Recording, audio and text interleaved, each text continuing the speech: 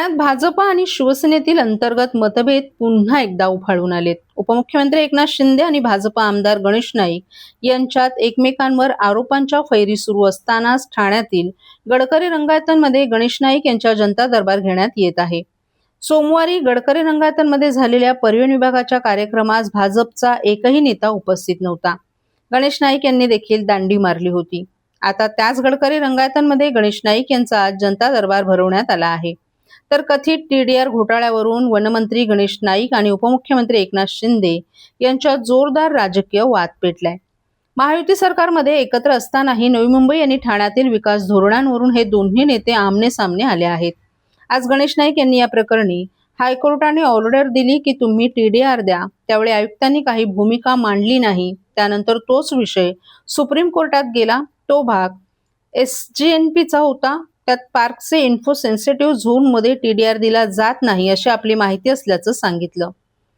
2700 नाही तर तो 4000 कोटींचा टीडीआर आहे। ज्या जागेचा वापरच होणार नाही अशा जागेसाठी ठाण्याच्या जनतेने का भार सहन करावा? ठाण्यातले लोक सुप्रीम कोर्टात जाणार।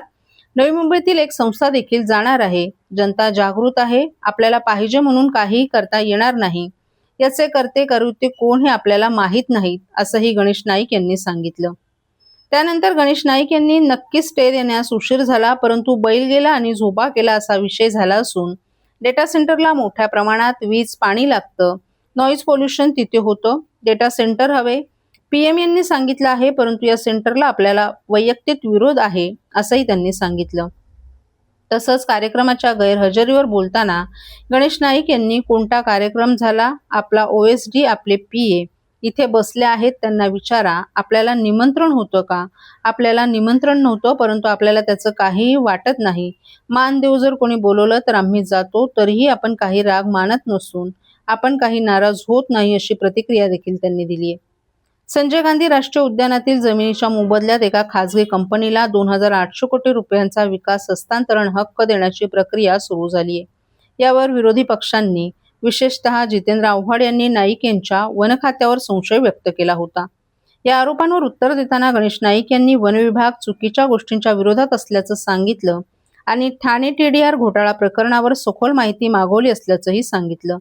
टीडीआर आणि बिल्डरांना दिल्या जाणाऱ्या वाढीव FSIच्या संदर्भात नाईक यांनी थेट एकनाथ शिंदे यांच्या नगरविकास खात्यावर निशाणा साधला होता। त्यांचं दिलेलं निवेदन माननीय मुख्यमंत्री महोदयांच्या मी निदर्शनास आणून त्यांच्या व्यथा कथा मांड आणि मी त्यांना सांगितले की शेवटी नुसते प्रशासकीय यंत्रणेकडून किंवा पॉलिटिकल अँगलने तुम्ही प्रयत्न करतानाच त्या ठिकाणी न्यायालयामध्ये सुद्धा जाण्याची भूमिका त्यांनी घेतली पाहिजे कोणी त्या घटकांनी। आणि मी त्यांना आपल्या समोरच सांगितले त्यांना, म्हणजे तिन्ही स्तरावर तुम्ही प्रयत्न करा। न्यायालयाला निश्चितपणे जर एअर पोल्युशन आणि नॉईज पोल्युशन त्याच्यामुळे जर का त्या ठिकाणी लोकांच्या जीवनावर परिणाम होणार असं माननीय न्यायालय त्याला निश्चितपणे लोकांना प्रतिसाद देईल। शहरातील मोबाईल टॉवर कंपन्या आणि बड्या विकासकांकडून मालमत्ता कराची कोट्यावधींची थकबाकी वसूल करण्यात प्रशासन अपयशी ठरत असताना दुसरीकडे सर्वसामान्य ठाणेकरांवर 12% करवाढ केली जाते। त्यामुळे आधी थकबाकी वसुली करा आणि अकार्यक्षम अधिकारी कर्मचाऱ्यांवर कारवाई करा अशी मागणी आमदार संजय गडकर यांनी केली आहे। जनसेवकाचा जनसंवाद या कार्यक्रमात माध्यमांशी बोलताना आमदार संजय गडकर यांनी मालमत्ता कर वाढवण्याच्या भूमिकेला विरोध केला। महापालिका प्रशासन 10 वर्षांनी करवाढ करत असल्याचं म्हणत असलं तरी यंदा होणारी करवाढ ही तिसऱ्यांदा होत आहे। मिळालेल्या माहितीनुसार महापालिकेच्या वैधानिक लेखापरीक्षणात 2018 मध्ये 176 कोटी रुपयांची थकबाकी असून आतापर्यंत 600 कोटीहून जास्त थकबाकी असल्याचा अंदाज आहे। विशेष म्हणजे शहरातील मोबाईल टॉवर कंपन्या आणि बड्या विकासकांकडे कोट्यावधींची मालमत्ता कर थकबाकी असून ती वसूल करण्यात अधिकारी सपशेल अपयशी ठरले असताना सर्वसामान्यांवर मात्र 12% मालमत्ता करवाढ करण्यात येत आहे। हा सर्वसामान्य करदात्यांवर अन्याय असून आधी थकबाकी वसूल करा आणि अकार्यक्षम अधिकाऱ्यांवर कारवाई करा अशी मागणी आयुक्तांकडे केल्याची माहिती केळकर यांनी माध्यमांशी बोलताना दिली आहे। खोपट येथे भाजप कार्यालयात झालेल्या जनसेवकाचा जनसंवाद या कार्यक्रमात हाजूर येथील एसआरए प्रकल्पाचे विकासकही उपस्थित होते. रहिवाशांची भाडी थकवण्यात येऊन त्यांना घरही मिळत नसल्याच्या तक्रारी रहिवाशांनी केल्या होत्या. याबाबत केळकर यांनी पाठपुरावा केल्यानंतर विकासकांना रहिवाशांच्या इमारतींचं बांधकाम सुरू असून त्यांना लवकरच घरं देण्यात येतील असं कबूल केले. तसंच रहिवाशांना भाडी देण्यास सुरुवात केल्याचंही विकासकानं स्पष्ट केले. त्यामुळे हा प्रकल्प मार्गी लागल्याचं चित्र आहे. शहरात वाहतूक शाखेला मदत करणाऱ्या सुमारे 150 वॉर्डन कर्मचाऱ्यांना गेले 4 महिने पगार देण्यात आला नसून कंत्राटदारानं किमान वेतन, विमा, इतर सुविधा याबाबत कर्मचाऱ्यांची पिळवणूक केली असून संबंधित ठेकेदारांचं कंत्राट रद्द करून 2 दिवसात वॉर्डनचे पगार देण्यात यावेत अशी मागणी आयुक्तांकडे केल्याची माहिती केळकर यांनी दिली. अतिक्रमणाबाबत तक्रारींचा ढीग वाढत असून अनधिकृत मजलेही चढत आहेत. आयुक्तांनी संबंधित सहाय्यक आयुक्तांवर कारवाई करावी अशी मागणी करत आमदार केळकर यांनी लवकरच ज्या सहाय्यक आयुक्तांनी मोठे पराक्रम केले आहेत त्यांची नावं समोर आणणार असल्याचा इशारा दिलाय. आणि त्या ठिकाणचे विकासक बघा, काही वेळेला ज्या वेळेला आपण समन्वय साधायचा प्रयत्न करतो त्यावेळेला काही समन्वयातून देखील प्रश्न सुटतात आणि ज्या ठिकाणी समन्वय होत नाही किंवा त्याचा काही उपयोग होत नाही त्यावेळेला आपल्याला संघर्ष देखील करून ते प्रश्न सोडवायला लागतात. तर त्या ठिकाणचे विकासकच आले होते आणि त्यांनी सर्व त्यांचा काही प्लान आहे तो समोर ठेवला की आम्ही हे जे 90 लोक राहिलेले आहेत त्यांना जी बिल्डिंग आम्ही आता बांधकाम पूर्ण करतोय त्या ठिकाणी देणार आहोत. त्यांची जी भाडी आहे ती भाडी देखील येणाऱ्या ठराविक दिवसामध्ये त्यांना देणार आहोत. त्यांनी भाडी द्यायला पण सुरुवात केलेली आहे आणि त्याच्यामुळे अशा पद्धतीने मला असा विश्वास वाटतोय की त्यांचं काम जे आहे हाजुरीला जे झोपडपट्टी धारक आहेत त्यांचं काम जे आहे ते मार्गी लागू शकतं. अनेक फसवणुकीचे देखील विषय हे या ठिकाणी आलेले होते. एकाने 23 लाख रुपये दिले एका कंपनीमध्ये की त्या कंपनीच्या माध्यमातून त्यांना काही जास्तीचा इंटरेस्ट मिळेल. सुरुवातीच्या काळात मिळाले, त्याच्यानंतर गेले. काही ब्रोकरेजचं काम करतात, ऑफिशियली त्याची नोंद असते, परंतु प्रत्यक्षामध्ये बिल्डर त्यांची फसवणूक करतात. बिल्डर रहिवाशांचीही करतात आणि यांचीही करतात. अशी काही काही उदाहरणं या ठिकाणी आहेत. तर त्या संबंधामधला देखील प्रश्न या ठिकाणी आला होता. याच्यामध्ये हा जो मालमत्ता कर आहे महापालिकेमध्ये आता तो प्रस्तावित आहे. मालमत्ता करच्या बाबतीमध्ये त्यांनी 12% वाढ सुचवलेली आहे आणि असं दाखवत आहेत की 11 वर्षानंतर वाढ करणार आहोत, परंतु ही वाढ जी आहे ती 3ऱ्यांदा केली जाते. माझा बेसिक प्रश्न आहे महापालिकेला, आता तुम्ही वाढ करायला निघालेत परंतु ते अयोग्यच आहे. दादा, दात घासताय ना, मग पाणी का वाया घालवताय? ताई, भांडी घासा नाहीतर फोन पहा, पण नळ का चालू ठेवलाय? अंघोळ झाली ना करून मग शॉवर चालूच. कपडे धुताय पण पाणी वाया जात आहे, त्याचं काय? गाडी अशी धुताय आणि उद्या पाणी कायमचं संपलं तर? पाण्यासाठी किती जणांची वणवण होते. कित्येक कुटुंबांना तर पाणी मिळतही नाहीये. पाणी बोलत नाही, पण आपण त्याची किंमत जाणली पाहिजे. पाण्याचा अपव्यय टाळा, परिस्थिती भीषण होऊ शकते. प्रत्येक थेंब जपा, पाणी वाचवा. पाणी ही निसर्गाची देणगी आहे. पाणी निर्माण करता येत नाही. पाण्याची बचत हीच पाण्याची निर्मिती. ठाणे महानगरपालिकेतर्फे जनहितार्थ जारी.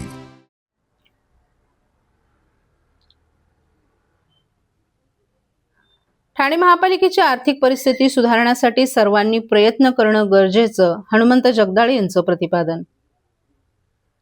ठाणे महानगरपालिकेच्या सर्वसाधारण सभेत करवाढीचा प्रस्ताव कोणत्याही नगरसेवकाच्या विरोधाशिवाय एकमतानं मंजूर करण्यात आला. हा प्रस्ताव बहुमताने नव्हे तर सर्वानुमते मंजूर झाल्याचा दावा शिवसेना शिंदे गटाचे सभागृह नेते हनुमंत जगदाळे यांनी केलाय. महापालिकेच्या सभागृहात कोणताही विषय मंजूर करण्यापूर्वी सर्वपक्षीय गटनेत्यांची बैठक घेतली जाते. या बैठकीत विषयावर सविस्तर चर्चा केल्यानंतर त्यानुसार सभागृहाचं कामकाज चालतं. करवाढीच्या विषयावरही सर्वपक्षीय गटनेत्यांच्या बैठकीत चर्चा झाली होती. त्यामुळे महासभेत या विषयाला कोणत्याही सदस्यानं विरोधात मतदान केलं नसल्याचं जगदाळे यांनी स्पष्ट केलं. शिवसेनेनं कोणाशीही गद्दारी केली नाही. गटनेत्यांच्या बैठकीत जे ठरतं त्याची अंमलबजावणी शिवसेना पक्ष करत असतो. त्याला जर गद्दारी म्हणत असतील तर याबद्दल आम्ही बोलू शकत नाही, असा पलटवार जगदाळे यांनी विरोधकांवर केलाय. महसूल विभागासाठी करवाढीतून सुमारे 1,600 कोटी रुपयांच्या उत्पन्नाची तरतूद करण्यात आली आहे. सध्या महापालिकेचं उत्पन्न सुमारे 900 ते 1,100 कोटी रुपयांच्या दरम्यान आहे.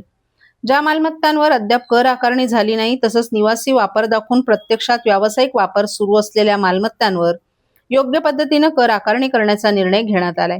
यासाठी मुंब्रा आणि दिवा विभागापासून विशेष शिबिरांचं आयोजन करण्यात येणार आहे. ज्या ठिकाणी कर आकारणी झाली नाही त्या मालमत्तांची नोंद करून कर आकारणी करण्यात येणार असून व्यावसायिक वापर असलेल्या मालमत्तांवर त्यानुसार कर आकारला जाणार असल्याचंही हनुमंत जगदाळे यांनी सांगितलं.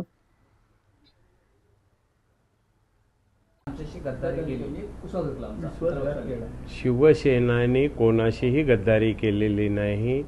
मागच्या वेळेला पण मला वाटतं 2-3 महिन्यापूर्वी असाच प्रसंग आला होता.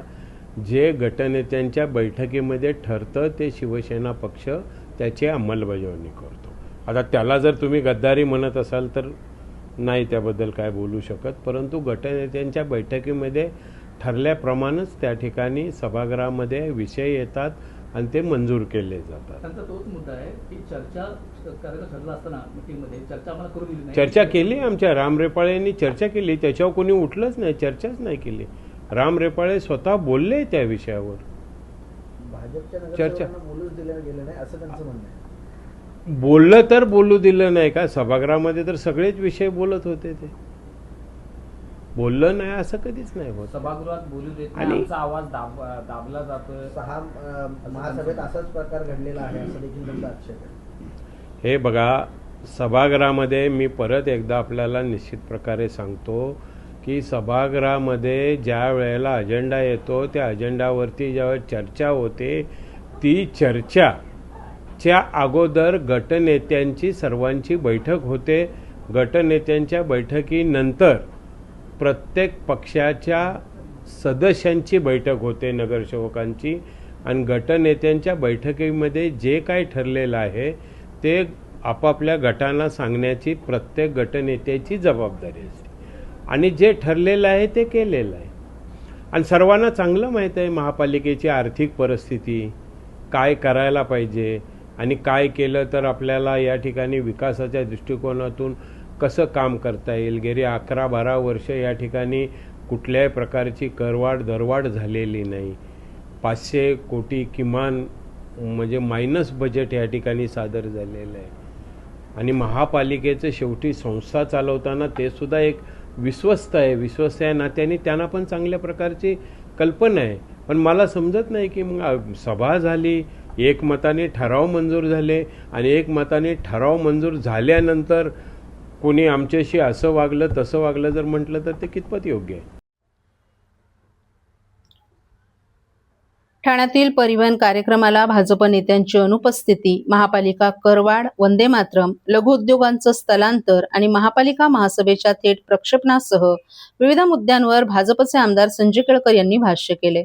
भाजप नेत्यांच्या अनुपस्थितीवर केळकर यांनी केवळ कार्यक्रमाला उपस्थित राहिलेल्यांचे मराठीवर प्रेम आहे असं मानण्याचं कारण नाही, विविध कार्यक्रमांची गर्दी असल्यामुळे अनेकदा उपस्थित राहणं शक्य होत नसल्याचं सांगितलं. महायुतीमध्ये मतभेद असले तरी श्रुती युद्ध नाही. ठाणे जिल्ह्यात विविध विषयांवर मतभेद होतात, मात्र युती म्हणून एकत्र लढतो. तुझं माझं जमेना आणि तुझ्या वाचून करमेना अशी मिश्किल टिप्पणीही त्यांनी केली. संबंधित कार्यक्रम हा शिवसेनेचा नव्हे तर शासनाचा कार्यक्रम होता असंही त्यांनी स्पष्ट केलं. संजय राऊत यांच्या वंदे मातरम संदर्भातील वक्तव्यावर केळकर यांनी टीका केली.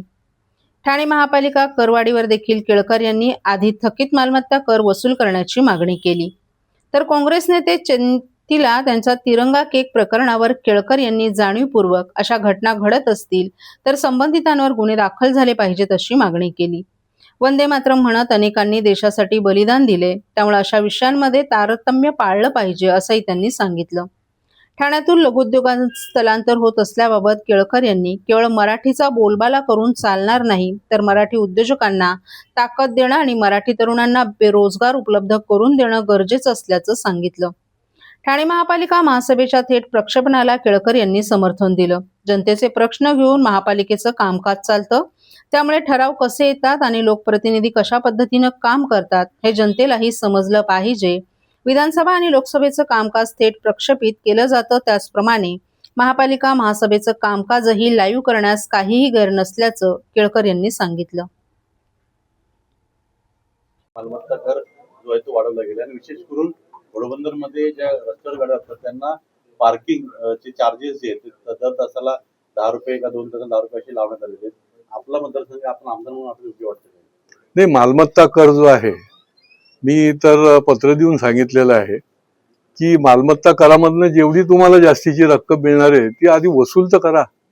मी तर यादी दिलेली आहे 2016 पासून किती मालमत्ता कराची वसुली बाकी आहे, ती जवळजवळ 500-600 कोटीपर्यंत जाईल. बरं, यांच्याकडे ते रिपोर्ट पण नाही, ऑडिट रिपोर्ट जे स्टॅच्युटरी ऑडिट आहे त्याच्यामध्ये 2018 पर्यंत 279 कोटी मालमत्ता कर तुम्ही वसूलच केलेला नाही. म्हणजे एकीकडे तुम्ही लावायला जाता, पण जो वसूल करायचा आहे तो तर करा पहिले. त्याच्यानंतर 500 ते 550 कोटी रुपये तुम्ही निरनिराळी जी न्याय्य वसुली करायला पाहिजे ती केलेली नाही. आणि तुम्ही छाती बडवत जर फिरत असाल की पैसे नाहीत, हे नाही, ते नाही, छोट्या छोट्या गोष्टींना समाजोपयोगी आमच्या झोपडपट्टीवासियांसाठी ज्या काही योजना त्यांच्याकरता ज्या सुविधा द्यायच्या त्याच्याकरता तुमच्याकडे पैसे नाहीत. अनेक थकबाकी यांची बाकी आहे आणि प्रशासन जे आहे ते त्याच्यामध्ये पूर्णपणे फेल गेलेलं आहे. म्हणूनच एवढी रक्कम जी आहे ती थकबाकी म्हणून दिसते. पण याचा फटका सामान्य ठाणेकरांना बसणार, कारण खरेदी विक्री मालमत्ता इकडे राज्य सरकार म्हणते की आम्ही कुठले कर लावणार नाही, वाढीव करणार नाही, बऱ्याच गोष्टी सूट दिली जाते, सवलत दिली जातात, मोफत अनेक योजना.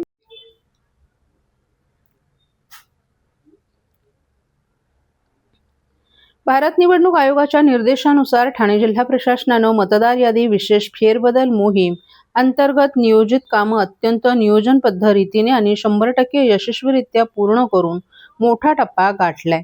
जिल्ह्यातील एकूण मतदार यादी भाग 6,894 होते, तर एकूण BLO संख्या 6,894 होती. मतदान केंद्रस्तरीय अधिकाऱ्यांना अचूक आणि सविस्तर प्रशिक्षण देण्यात आलं होतं. सर्व BLOंचं प्रशिक्षण वेळेत पूर्ण करून त्यांना क्षेत्रीय कामकाजासाठी सज्जही करण्यात आलं. त्याचप्रमाणे सर्व मतदार यादी भागांचे अर्ज डाउनलोड करण्याचं कामही पूर्णत्वास नेण्यात आले. प्रारूप मतदार यादीनुसार नोंदणीकृत असलेल्या एकूण 4,63,143 मतदारांचे सर्वच्या सर्व 100% EF मुद्रित करण्यात आले आहेत. त्यानंतर क्षेत्रीय पातळीवर BLOंच्या माध्यमातून सर्वच्या सर्व 4,63,143 EFचे मतदारांपर्यंत 100% वितरण यशस्वीरित्या करण्यात आले.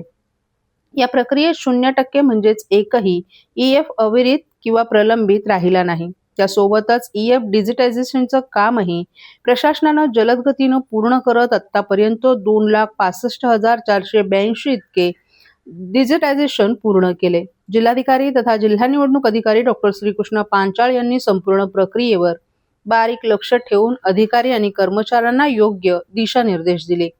उपजिल्हा निवडणूक अधिकारी वैशाली माने यांनी विविध पथकांमध्ये सातत्यपूर्ण समन्वय राखत क्षेत्रीय अडचणी सोडून कामाला गती दिली आहे.